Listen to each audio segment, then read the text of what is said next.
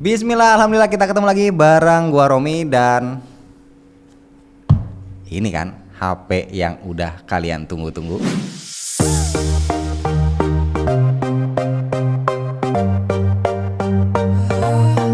Yes, finally ya, alhamdulillah akhirnya Poco F5 5G ini akan segera masuk resmi ke Indonesia. Kita akan unboxing HP ini bareng-bareng.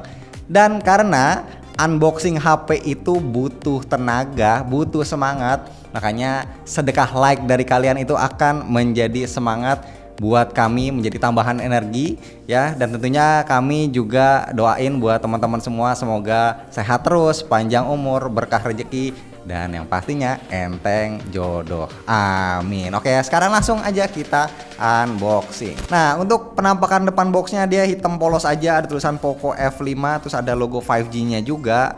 Dan kalau kita lihat di belakang ada keterangan dibuat di Indonesia. Ini akhirnya ya resmi. Ini salah satu most anticipated mid-range to flagship smartphone. Ya, gaya banget pakai bahasa Inggris. Oke, keterangannya warnanya ini biru, RAM 12GB, storage 256GB, diproduksi oleh PT Sat Nusa Persada Tbk bla bla bla bla bla. Nah, di belakang ini ada keterangannya yang mengerikan ya. Ini chipsetnya flagship Snapdragon 7 Plus Gen 2. Terus layar 120Hz 6,67 inch AMOLED dot display, charger 67 watt, dan juga kameranya 60 megapiksel triple kamera with always. Oke, langsung saja kita buka. Mantap. Oke. Nah, jadi kita lihat dulu isi di kompartemen yang pertama. Ini ada SIM ejector, terus ada quick guide. Nah, ini ada beberapa quick guide lembaran ya. Terus ada stiker nih ya, ada 1 2 3 4 5 6. Pokoknya beraksi, dan juga ini ada kayak pembatas buku mungkin ya. Tuh, pokoknya beraksi juga. Terus kemudian juga ada tambahan lagi casing. Ini dia casingnya transparan. Oke. Dan untuk handphonenya kita singkirin dulu, kita dapat seperti yang kita baca tadi. Nah, ini charger ya. Chargernya kita dapat yang bismillah 67 watt. Wow, design by Xiaomi dengan kepala USB A. Nah, ini kabelnya berarti A to C. Oke, jadi itu dia isi di dalam paketnya. Sekarang kita lihat langsung ke handphonenya. Nah, kalau handphonenya diplastikin, dan di depan plastiknya juga sama ada keterangannya ya, sama kayak yang di belakang boxnya, chipset, layar, charger, dan juga keterangan kameranya. Ini dia handphonenya, warna biru. Nih stikernya gua izin copot dulu ya, biar kita lebih enak memandang backdoornya, tidak ada halangan di antara kita. Oke, taruh sini dulu dah. Sip.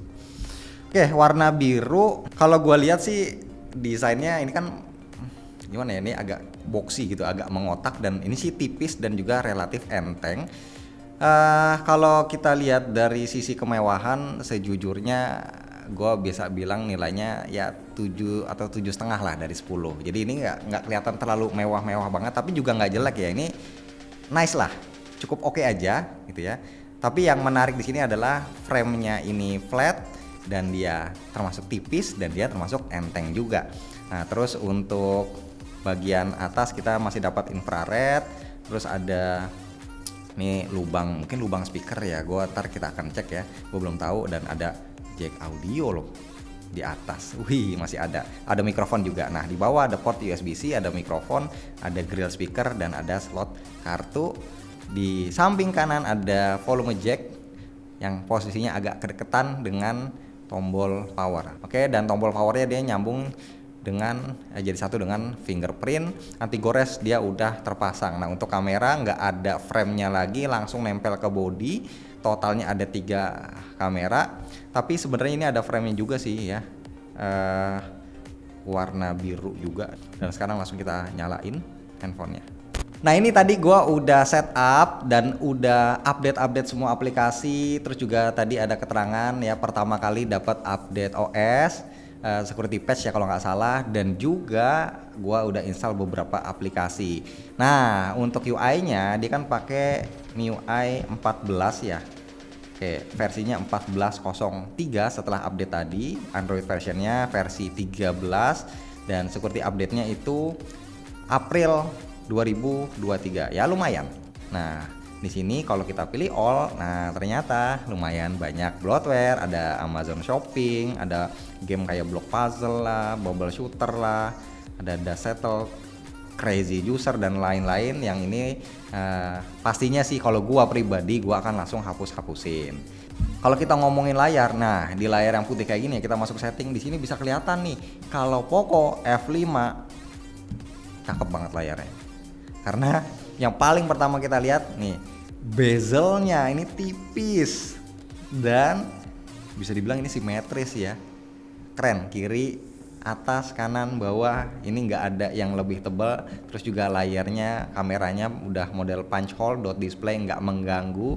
Spek layarnya sendiri dia 6,67 inci, terus juga udah AMOLED dan dia support Dolby Vision, support HDR10 Plus juga. Refresh rate-nya tadi juga udah gua sempat ubah ya awal. Nah, dia bisa pilih ada default ya. Kalau ini berdasarkan aplikasi dia akan nanti nyetel sendiri ya 60 atau 120. Tapi kalau custom kita bisa milih 60 atau 120 Hz. Dan di sini ada satu lagi, kita bisa milih aplikasi apa aja yang diizinkan menggunakan refresh rate 120 Hz ini. Kemarin waktu di Xiaomi terakhir gua coba Xiaomi 12 itu kan juga 120 Hz, tapi kalau untuk aplikasi tertentu kayak Netflix dan juga YouTube itu dia di force di 60 Hz. Tapi di sini kita bisa aktifin per aplikasi dan kita bisa aktifin YouTube, dan ternyata bener ini gua scroll bisa 120 Hz. Kalau teman-teman lihat mungkin nggak terlalu kelihatan karena video ini gua set di 30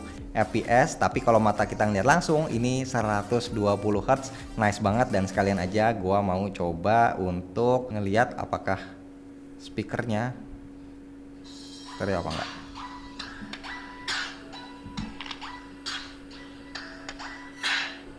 Oke, sip. Nice juga ya, speakernya ternyata stereo dan dia support Dolby Atmos. Jadi kalau misalkan ada konten yang support Dolby Atmos nanti akan nongol logonya tuh, ada ikonnya Dolby Atmos, dan speakernya ternyata benar adanya di grill yang atas dan juga ada grill di bawah. Jadi atas bawah. Kalau kita megang kayak gini, nah keluarnya dari sini dan dari sisi sebelah sini. Sekalian juga gua mau tes untuk video ini ya, Netflix ya. Kita login dulu coba. Oke, new release nih.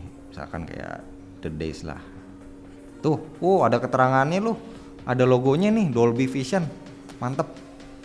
Berarti bisa HDR dan juga bisa Dolby Vision. Ini enaknya ya kalau punya 2 sertifikasi tuh. Bener loh ada Dolby Vision. Coba dah dikit ya kita puter. Ini kan pencahayaan terang nih. Brightness-nya juga asik. Mantap. Oke, kita coba lihat ke menu display setting sekarang. Kita lihat apakah dia punya color profile ya. Color skema ada nih ternyata. Ada vivid, saturated, standar, sama ada advanced setting. Untuk color gamutnya ada P3 dan sRGB. Jadi ini mirip seperti flagshipnya Xiaomi ya. Salah satunya dia di Xiaomi 12. Keren, dan sekarang kita akan coba untuk benchmark. Nah, ini chipsetnya dia pakai Snapdragon 7 Plus Gen 2. Ini Snapdragon 7 series pertama yang gua coba dan kayaknya juga pertama yang masuk resmi di Indonesia. Ini langsung Gen 2. Terus untuk RAM-nya 12 GB LPDDR5 dan untuk storage 256 GB UFS 3.1. Antutu gua sudah tes skornya. Gila, ini dapat 1.131.000 poin dengan CPU score 350.000 dan GPU score 337.000. Jadi ini bisa dibilang skornya itu bukan mendekati ya, ini selevel lah dengan Snapdragon 8 Gen 1. Luar biasa, itu chipset flagship loh. Kalau di Geekbench ya, gue juga udah sempat ngetes nih. Single score-nya dapat 1634 poin dan multicore-nya dapat 4367. Wah, ini sih benar-benar gila banget ya.